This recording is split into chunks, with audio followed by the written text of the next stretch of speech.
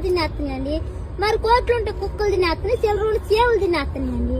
మరి మా తింటానికి వచ్చి తప్ప ఏం మిగలేదని ఇటు బడి ఇటు వచ్చేసాము. మరి మొన్న మా ఇంట్లో పెళ్లి జరిగితే ఆ పెళ్లికి ఏ కూరలు వేయాలో తెలియ ఆ వంకాయ తింటే ఉంగిపోతున్నారు, బీరకాయ తింటే పిసుకుపోతున్నారు, పొట్టుగా తింటే పొట్టు వచ్చేస్తుంది, గొంగ తింటే గొక్కుంటున్నారు, చికెన్ తింటే చచ్చిపోతున్నారు, మటన్ తింటే మర్రైపోతున్నారు అని చెప్పేసి లడసారు బడై పప్పు ఏడు రాసి కృష్ణాలు పోసి పెట్టాను. మరి తిన్న ఇద్దరు బాగానే ఉన్నారు, 3,000 మాసానికి కట్టుకున్నారండి అయ్యారు. మరి మా ఇంట్లో ఏప్రాలు పోట్లు ఆడుకుంటే నాపురాలు బద్దలైపోతున్నాయండి.